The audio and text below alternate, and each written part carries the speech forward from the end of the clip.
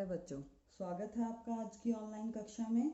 आज हम सीखेंगे कि जब भी किसी वस्तु के ऊपर बल लगेगा तब उसके ऊपर क्या प्रभाव पड़ेगा। पहले प्रभाव को समझने के लिए हम एक छोटा सा क्रियाकलाप करेंगे और यह अपने अपने दैनिक जीवन में भी देखा होगा। हमने यहाँ पर एक खिलौना कार ली हुई है कि अभी हम देख पा रहे हैं कि इस कार पर किसी भी प्रकार का बाह्य बल नहीं लगा हुआ है, तो यह विराम अवस्था में है, मतलब इसकी चाल शून्य है।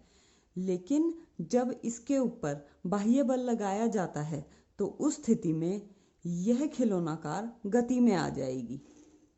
तो बाह्य बल लगने के कारण इसकी गति की अवस्था में परिवर्तन हुआ, इसके कारण यह गाड़ी गति में आ गई। इसी में हम उदाहरण लेते हैं पेनल्टी किक का। उसमें क्या होता है, जब तक पेनल्टी किक नहीं ली जाती तब तक फुटबॉल विराम अवस्था में होती है, मतलब उसकी गति शून्य होती है। लेकिन जैसे ही उसे किक किया जाता है वह गति में आ जाती है। तो यहाँ पर भी गति की अवस्था में परिवर्तन हुआ, मतलब विराम अवस्था से गति में आ गई फुटबॉल।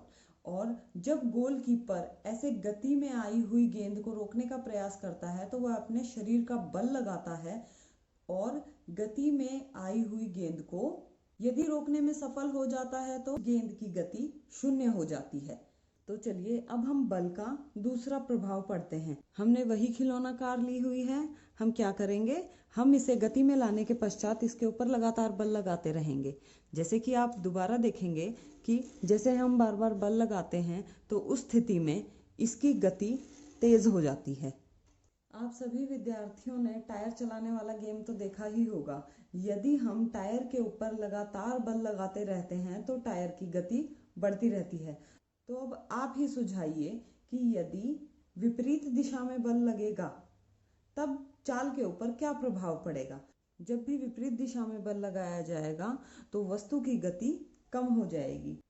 तो चलिए अब हम सीखते हैं कि यदि किसी गतिशील वस्तु के रास्ते में कोई अवरोध आ जाए तब वस्तु की गति में क्या परिवर्तन आएगा। जैसे हम यहाँ पर देख सकते हैं, जब यह गेंद अवरोध के साथ टकराई तब यह दूसरी दिशा में चली गई। तो यहाँ से हमने सीखा कि बल के कारण दिशा में परिवर्तन हो सकता है। लेकिन क्या आप सोच सकते हैं कि क्या हमेशा ही बल लगने के कारण गति होगी। मान लीजिए कि आप एक दीवार को धक्का लगा रहे हैं, तो क्या आपके बहुत सारे प्रयासों के बाद भी क्या दीवार अपनी जगह से हिल सकेगी? ऐसा नहीं होगा। किसी भी वस्तु में गति होना उसके द्रव्यमान पर भी निर्भर करता है। मतलब कि यदि कोई हल्की वस्तु होगी तो वो आसानी से गति में आ जाएगी, और यदि किसी भारी वस्तु के ऊपर हम बल लगाने का प्रयास करेंगे तो यह संभव है कि वह गति में ना आए। तो चलिए अब हम करते हैं बल लगने का एक और प्रभाव। इसे समझने के लिए हम कुछ वस्तुएं ले रहे हैं, जैसे एक रबर बैंड। जब इस रबर बैंड पर बाह्य बल लगाया जाएगा तो इसकी आकृति में परिवर्तन हो जाएगा, और लेकिन जैसे ही हम इस रबर बैंड को छोड़ देंगे यह अपनी पहले वाली आकृति दोबारा ले लेगा। और ऐसे ही यह हमने एक क्ले ली हुई है, हम इस पर अपना पेशीय बल लगाकर हम इसकी आकृति में परिवर्तन कर सकते हैं, जैसे कि आप देख रहे हैं। और ठीक ऐसा ही उदाहरण है स्प्रिंग का। यदि हम इसके ऊपर बाह्य बल लगाएंगे तब यह अपनी आकृति में परिवर्तन कर लेगा, और जब बाह्य बल हटा दिया जाएगा तब यह अपनी पहले वाली आकृति ले लेगा। तो इन उदाहरणों से हमने देखा कि बल लगने के कारण वस्तु की आकृति में भी परिवर्तन हो सकता है। अपने दैनिक जीवन का अनुभव याद कीजिए कि जब भी आटा गूंथा जाता है तो हम सूखे आटे के अंदर पानी मिलाकर उसको गूंथ पाते हैं, और उस स्थिति में भी आकृति में परिवर्तन होता है।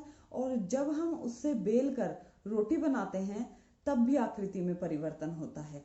तो यहाँ से हमने सीखा कि बल लगने के कारण एक वस्तु जो विराम अवस्था में है वह गति में आ सकती है, और ठीक इसी प्रकार जब एक वस्तु पहले ही गति में है तो बाह्य बल लगने के कारण वह रुक भी सकती है। बल लगने के कारण चाल में परिवर्तन हो सकता है, चाल बढ़ भी सकती है और घट भी सकती है। इसके अलावा हमने क्या देखा कि आकृति में परिवर्तन भी संभव है। आपने अपने दैनिक जीवन में ऐसे बहुत सारे अनुभव देखे होंगे जहां पर बल लगने के कारण एक, दो या सभी प्रभाव आपको देखने को मिल सकते हैं। तो आज के लेक्चर से हमने सीखा कि यदि कोई बाह्य बल नहीं लगाया जाएगा तो यह खिलौना कार भी गति में नहीं आएगी। मतलब यदि यह विराम अवस्था में है तो यह विराम अवस्था में ही रहेगी, और यदि बाह्य बल ना लगाया जाए तो इस क्ले की आकृति में भी कोई परिवर्तन नहीं होगा। आशा करते हैं आपको आज का लेक्चर पसंद आया होगा। धन्यवाद।